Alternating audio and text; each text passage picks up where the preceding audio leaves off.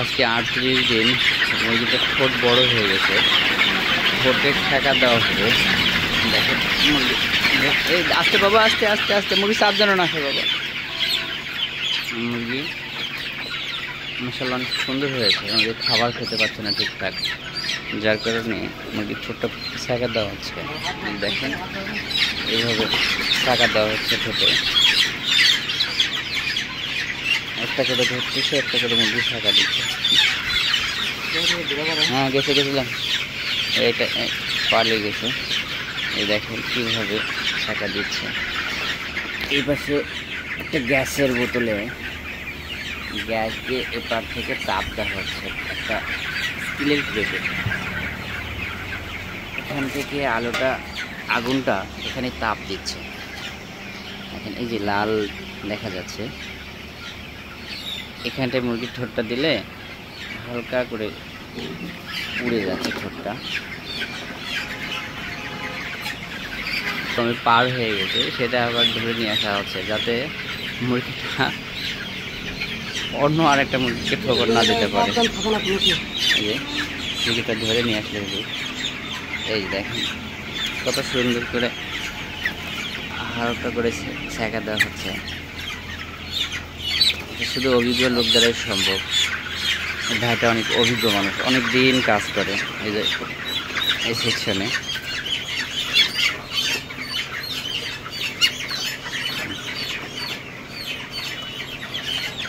দুজন উপর থেকে ধরে দিচ্ছে, এপার থেকে হলো হালকা করে ছাঁকা দিচ্ছে। বেশি ছাঁকা দিলে মুরগিটার আবার সমস্যা হয়ে যাবে, মুরগিটা নষ্ট হয়ে যাবে আর কি। মানে একেবারে বেশিও দেওয়া যাবে না, একেবারে কমও দেওয়া যাবে, যেটা স্বাভাবিক সেটাই দিতে হবে।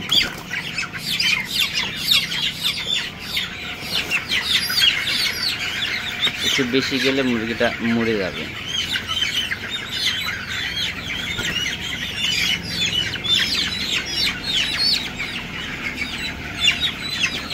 মোরগগুলোকে হালকা ছাঁকা দিলেই হয়, মুরগিগুলোকে একটু বেশি দিতে হয়। মুরগিরা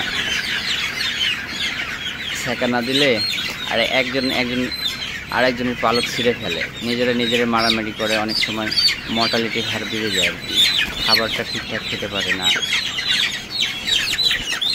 একজন আরেকজনের পালকে কামড় দিয়ে পালক তুলে নেয়, মুরগির মর্টালিটি বেশি হয়। ঠোকরাঠুকরি যখন করে একজনের আরেকজনকে ঠোকর দিলে জায়গাটা ক্ষত হয়ে যায়, ওখান থেকে ইনফেকশন হয়ে মুরগিটা মরে যায়। আলহামদুলিল্লাহ অনেকটাই মুরগি সুস্থ আছে এখন। মুরগিটার ঠোঁট মূলত 24 থেকে 25 দিনের ভিতরে কাটতে হয়, কিন্তু আমাদের মুরগিটার গাম্বুরা আসার কারণে ঠোঁট কাটতে একটু দেরি হয়ে গেছে।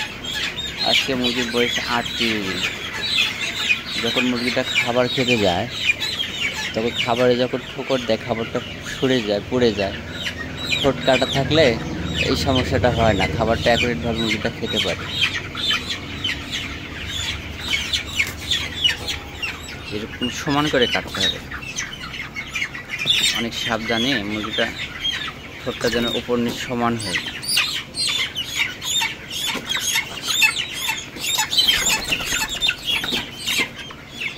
দেখি একটু দেখান তো, যে এরকম অ্যাকুরেটভাবে কাটতে হবে আর কি।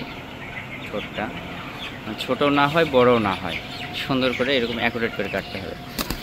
বিশেষ করে উপরের অংশ থেকে নিচের অংশটা যেন একটু বেশি কাটা পড়ে। উপরের অংশ থেকে নিচে দুটো সমানভাবে কাটাটাই বেস্ট আসলে, উপর নিচ।